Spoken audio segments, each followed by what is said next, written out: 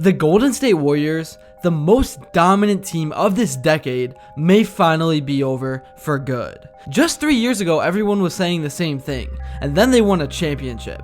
But now you look at this team, they're getting blown out by 40 in Cleveland, they're losing by 40 to Boston, they're getting old, and Steph Curry just doesn't have enough help around him to get this team over the hump. The Warriors can barely stay at 500. But before we talk about how this downfall happened, first we have to talk about how this dynasty was assembled. In 2009, with the 8th pick of the NBA draft, the Warriors acquired Steph Curry from Davidson, the best decision they would make in the history of their franchise. And 2 years later, with the 11th pick, they would make the second best pick in franchise history by selecting Klay Thompson.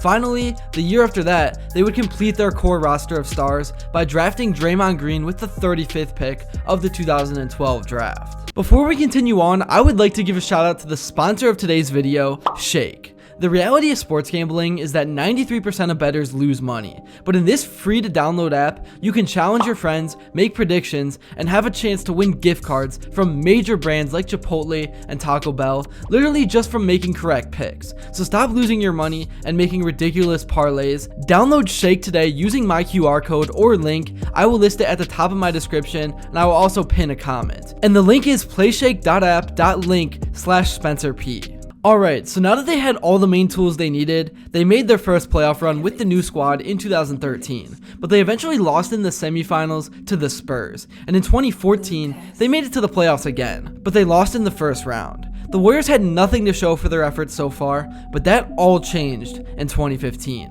when the modern dynasty was born. In the 2014-15 season, the Warriors finished first overall in the West and won the NBA championship. Steph Curry won MVP that season, Klay Thompson set the NBA record for points in a quarter, and the team had the best record in franchise history with 67 wins. But that somehow was only the beginning. The next year, the Warriors broke the all-time NBA record for most wins with 73. Steph Curry made 402 three-pointers in the season, which had never even been close to being achieved, and in addition, Curry had the highest field goal percentage and three-point percentage ever for a player who averaged 30 points per game. The team went to their second straight finals, but lost to the Cleveland Cavaliers in a huge upset and tragic end to a fantasy season. In the 2016-17 season, one of the best players in recent history, Kevin Durant, joined the Warriors, making them one of the biggest super teams in NBA history. This was definitely a controversial move that was talked about for the entire season and seasons to come,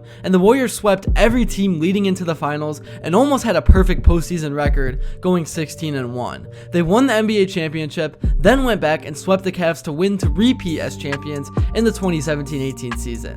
The next year, the Warriors went to the NBA Finals yet again, but this time they lost to the Raptors. So the Warriors went to the Finals 5 straight years, from 2014 to 2019. They won 3 of their 5 appearances, but Kevin Durant's time with the team after the loss to the Raptors was over, and the Warriors dynasty was thought to be done. The Warriors went from the best team in basketball to 15th in the West the next season. They lost Klay Thompson to an injury, and eventually lost Green for a while, and Curry was injured as well. The following season was a bit better, but Curry handled the scoring load on his own with no Thompson. He averaged 32 points per game, but no playoff success came from it. And then the next year, the Warriors acquired Andrew Wiggins and developed their young talent in Poole and Kuminga. In the 21-22 season, after 2 years of getting the squad back into championship condition, the Warriors won another NBA title. They proved everyone wrong and made it apparent that the dynasty was not over.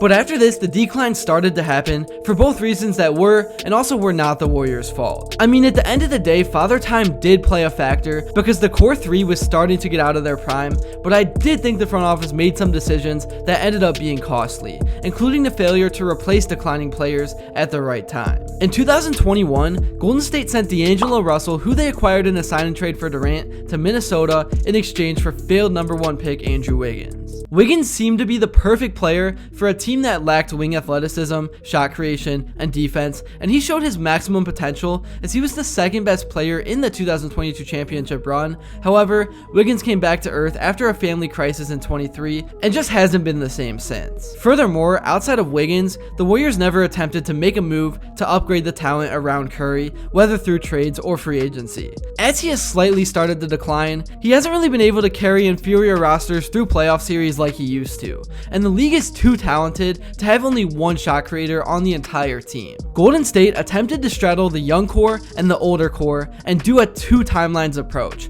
but failed to adequately address either core's quality of players. They did go on that crazy championship run, but that left them in a spot where they had some big decisions to make. The Klay Thompson era seemed like it was over, Draymond Green was aging and was more focused on his podcast than playing basketball, and really, Curry was the only one still playing at an elite level. And we all know what ended up happening.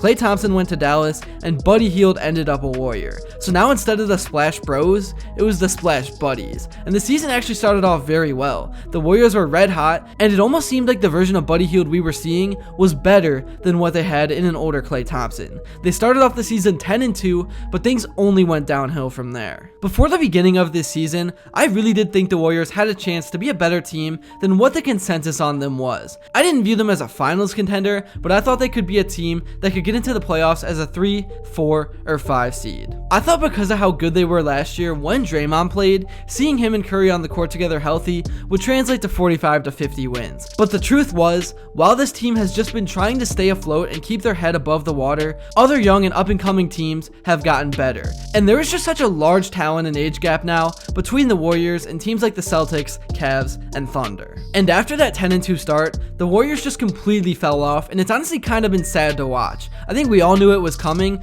but it's just a sign that the times are changing and that we are entering a new era. So many times throughout this season so far, you could see the looks of frustration on Steph's face because he's just not been able to make happen what he used to be able to make happen. And from a Warriors front office point of view, yeah, they failed at addressing needs and turning over the older players, but at the end of the day, it's not really their fault. Because after going on the run they went on, winning 4 championships, you can't just trade away older players who won those championships. They had to stay loyal to their guys, they had to give their guys what they wanted. There were a few hiccups along the way, like the Jordan Poole and Wiggins situations, but I mean, 4 championships is 4 championships. Most teams after winning just 1 or 2 completely fall off. So what the Warriors have done creating this dynasty is something we rarely see in professional sports, but it's over now and it's time to move on. I guess the only correct thing to do would be to ride out the rest of the Curry and Draymond era over the next few seasons while starting to build up draft picks and then go all in on the rebuild once they retire and the cap space is freed up. But that is a very simple version of the rise and fall of the Warriors. Obviously there was so much more to it. I'm sure there will be a 10-hour documentary that comes out one day,